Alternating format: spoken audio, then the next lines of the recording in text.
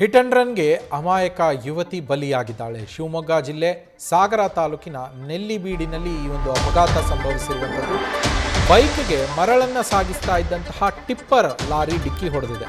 ಇದರ ಪರಿಣಾಮವಾಗಿ ಯುವತಿ ಸಾವನ್ನಪ್ಪಿರುವಂಥದ್ದು. ಮಾಳೂರು ಗ್ರಾಮದ ಅರ್ಚನಾ ಜೈನ್ ಸ್ಥಳದಲ್ಲೇ ಕೊನೆಯುಸಿರನ್ನು ಎಳೆದಿದ್ದಾಳೆ.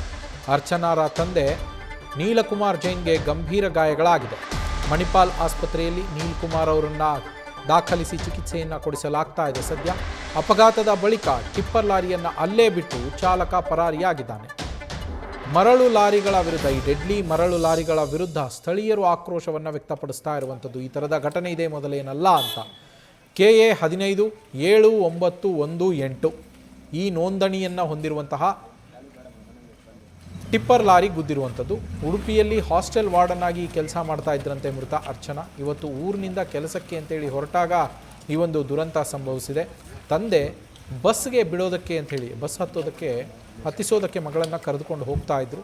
ಆ ಸಂದರ್ಭದಲ್ಲಿ ಈ ದುರಂತ ಸಂಭವಿಸಿ ಅರ್ಚನಾ ಮೃತಪಟ್ಟಿದ್ದಾರೆ. ಅವರ ತಂದೆ ಗಂಭೀರವಾಗಿ ಗಾಯಗೊಂಡಿದ್ದು ಆಸ್ಪತ್ರೆಗೆ ದಾಖಲಿಸಿ ಚಿಕಿತ್ಸೆಯನ್ನು ಕೊಡಿಸಲಾಗ್ತಾ ಇದೆ.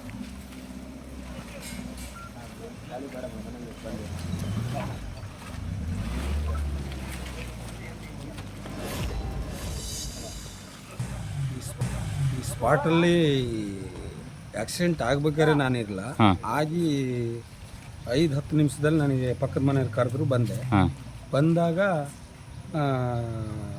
ಮರಳು ಲಾರಿ ಮತ್ತೆ ನೀಲ್ಗೌಡ್ರು ಅಂತ ಮಳೂರು. ಎಲ್ಲಿ ಹೊರಟಿದ್ರು ಅವರು ನಾಗೋಡಿಗೆ ಮಗಳು ಬಿಡ್ಲಿಕ್ಕಾಗಿ ಹೊರಟವ್ರು. ಅಚಾನಕ್ ಹೀಗಾಗಿದೆ. ಹೌದಾ? Okay okay. ಎಲ್ಲಿ ಅವ್ರು ಯಾವ ಊರು ಬಂತ ಅವ್ರದ್ದು? ಅವ್ರದ್ದು ಮಳೂರು. ನಲ್ಲಿಬೀಡು ಮಳೂರಲ್ಲ? ಹಾಂ ಹಾಂ. ಓಕೆ, ನಲ್ಲಿಬೀಡಲ್ಲಿ ನಡೆದಿದ್ದು. ಮಳೂರು ಲಾರಿನ ಅದು? KB ಸರ್ಕಲ್ ಗಾಡಿ. Okay okay. ಅವ್ರ ಮಗಳನ್ನ ತಂದೆ ಬಿಡಕ್ಕೆ ಹೋಗಿದ್ದಲ್ಲ? ಓಕೆ. ಈಗ ಅವ್ರ ತಂದೆ ಎಲ್ಲಿದ್ದಾರೆ ಈಗ? ತಂದೆ ತುಂಬ ಸೀರಿಯಸ್ ಇದ್ದಾರೆ. ಅವ್ರನ್ನ ಮಣಿಪಾಲಿಗೆ ಕರ್ಕೊಂಡು ಹೋಗಿದ್ದಾರೆ. ಸಾಮಾನ್ಯ ಎಷ್ಟು ಗಂಟೆಗೆ ಆಗಿರ್ಬೋದು ಇದು? ಸುಮಾರು ಒಂದು 6:45 ಬೆಳಗ್ಗೆ. ಸರಿ ಸರ್, ಮಗಳನ್ನ ಕರ್ಕೊಂಡೋಗಿ ಬಸ್ಸಿಗೆ ಬಿಡಕ್ಕೆ ಹೊರಟಿದ್ದಾರಲ್ಲ ಅವರು? ಸರಿ, ಓಕೆ ಸರ್. ಮರಳು ಲಾರಿ ಗುದ್ದಿದ ಕಾರಣದಿಂದಾಗಿ ಆ ಫೋಟೋದಲ್ಲಿ ಗಮನಿಸ್ತಾ ಇದ್ದೀರಾ, ಅರ್ಚನಾ ಜೈನ್ ಹಾಸ್ಟೆಲ್ನ ವಾರ್ಡನ್ ಆಗಿ ಕೆಲಸ ಮಾಡ್ತಾ ಇದ್ರು. ಇವರು ಮಗಳನ್ನು ಊರಿಗೆ ಕಳಿಸೋದಕ್ಕೆ ಅಂಥೇಳಿ ರಜೆ ಮುಗಿಸ್ಕೊಂಡು ಮಗಳು ಊರಿಗೆ ಹೋಗ್ತಾ ಇದ್ಲು ಕೆಲಸಕ್ಕೋಸ್ಕರ.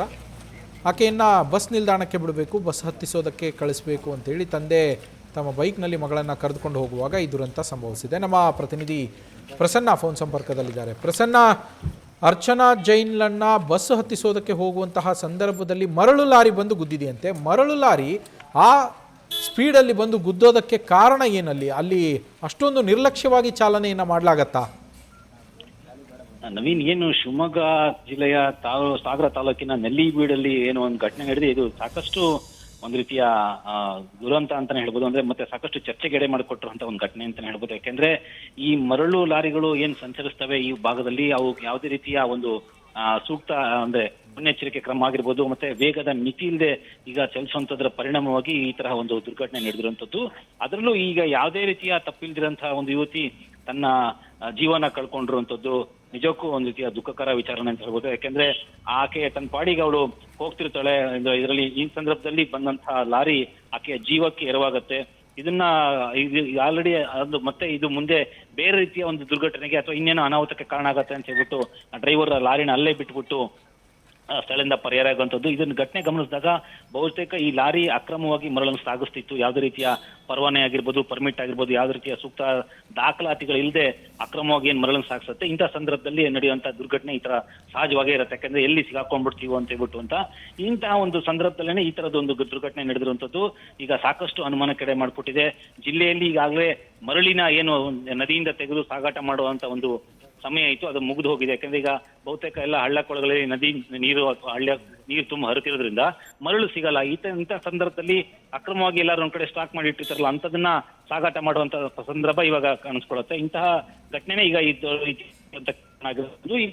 ಇದು ಸಾಕಷ್ಟು ಆ ಊರಲ್ಲಿ ಆಕ್ರೋಶಕ್ಕೆ ಕಾರಣವಾಗಿರುವಂಥದ್ದು. ಯಾಕಂದ್ರೆ ಯಾವುದೇ ರೀತಿಯ ತಾನು ಇದ್ದಂಥವಳನ್ನ ಈ ತರ ಒಂದು ಬಲಿ ತಗೊಂಡಿರುವಂಥದ್ದು. ಮತ್ತೆ ಆಕೆ ಕುಟುಂಬಕ್ಕೆ ಆಧಾರವಾಗಿದ್ದು, ರಚಕ ಅಲ್ಲಿ ದೂರದ ಮನೆಗೆ ಬಂದಿದ್ದು. ಹಾಗಾಗಿ ತಂದೆನ ಬಸ್ಸಿಗೆ ಬಿಡಕ್ಕೆ ಹೋಗಿ ಮರಳುತ್ತಿರುವಂತ ಸಂದರ್ಭದಲ್ಲಿ ಈ ತರ ತನ್ನ ಜೀವನ ಕಳ್ಕೊಂಡಿರುವಂತದ್ದು. ಈಗ ಆ ಊರಲ್ಲಿ ಸಾಕಷ್ಟು ಆ ಕುಟುಂಬವನ್ನು ಹತ್ತಿರದಿಂದ ಬಲ್ಲಂತಹ ಮತ್ತೆ ಆಕೆಯನ್ನ ತುಂಬಾ ಹತ್ತಿರದಿಂದ ನೋಡಿದಂತವರಿಗೆ ದುಃಖಕರ ಆಗಿರುವಂಥದ್ದು ಮತ್ತೆ ಆಕ್ರೋಶಕ್ಕೆ ಕಾರಣ ಆಗಿರುವಂತದ್ದನ್ನ ನಾವಿಲ್ಲಿ ಗಮನಿಸಬಹುದಿದೆ. ಪೊಲೀಸ್ನವರು ಈಗಾಗಲೇ ಈ ಒಂದು ಪ್ರಕರಣ ದಾಖಲಿಸಿಕೊಂಡು ಸೂಕ್ತ ತನಿಖೆಗೆ ಮತ್ತೆ ಆರೋಪಿಯ ಪತ್ತೆಗೆ ಮುಂದಾಗಿರುವಂಥದ್ದು ನಾವಿಲ್ಲಿ ಗಮನಿಸಬಹುದಾಗಿದೆ. Naveen, thank you Prasanna. 3 ಮಕ್ಕಳ ಜೊತೆಯಲ್ಲಿ ನದಿಗೆ ಹಾರಿ ಆತ್ಮಹತ್ಯೆಗೆ ಯತ್ನಿಸಿದಂತಹ ತಾಯಿ ಮತ್ತು ಮಗುವನ್ನು ಏನು ರಕ್ಷಣೆ ಮಾಡಲಾಗಿತ್ತು, ಅದೇ ಪ್ರಕರಣದಲ್ಲಿ ನಾಪತ್ತೆಯಾಗಿರುವಂತಹ ಇನ್ನಿಬ್ಬರು ಮಕ್ಕಳಿಗೋಸ್ಕರ ತೀವ್ರ ಶೋಧ ಕಾರ್ಯ ನಡೀತಾ ಇದೆ. 3 ಮಕ್ಕಳ ಜೊತೆ ತಾಯಿ ಹಾರಿರ್ತಾಳೆ. 1 ಮಗುವನ್ನು ಮತ್ತು ತಾಯಿಯನ್ನು ಸ್ಥಳೀಯರು ರಕ್ಷಣೆ ಮಾಡಿದ್ರು. ಆದರೆ ಇನ್ನಿಬ್ಬರ ಮಕ್ಕಳ ಪತ್ತೆ ಆಗಿಲ್ಲ. ಹೀಗಾಗಿ ಅಗ್ನಿಶಾಮಕ ಸಿಬ್ಬಂದಿ ಮಕ್ಕಳಿಗಾಗಿ ಶೋಧ ಕಾರ್ಯಾಚರಣೆಯನ್ನು ನಡೆಸ್ತಾ